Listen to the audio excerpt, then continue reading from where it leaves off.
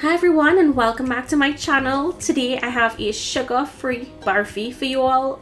You diabetics are going to love this. If you're trying to cut back on your sugar in your diet, this is just amazing.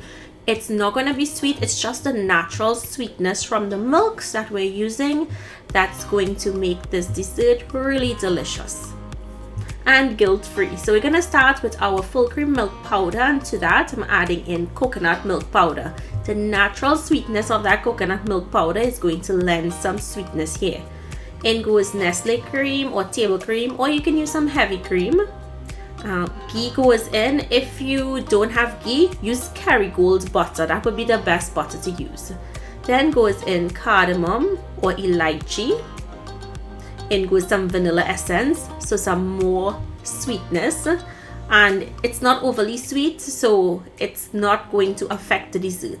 In goes ginger. Now if you wanted to omit the vanilla essence, of course you can, and this is a non-alcoholic version. We're just going to bring that together. We're not going to be sifting this like regular barfi, so once it comes together we're going to add in hot water a little at a time. Just a little, like add in about a tablespoon to 2 and mix. You don't want to add a lot of hot water because then you'll have to add powder milk if it gets too wet.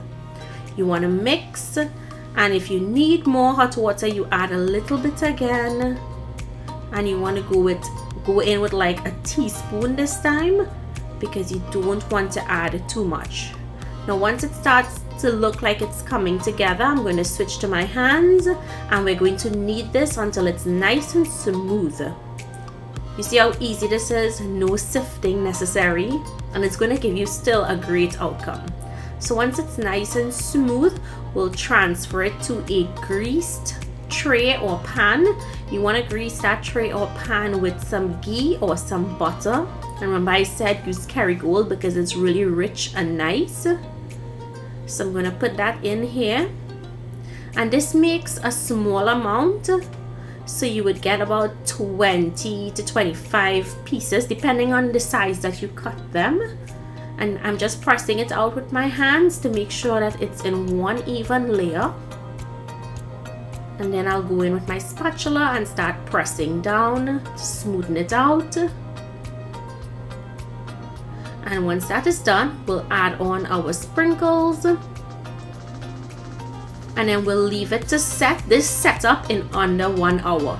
So it's gonna set up pretty quickly for you, and then you can go ahead and use a knife or a pastry cutter and cut this into small squares, and it cuts really easy with this, I find.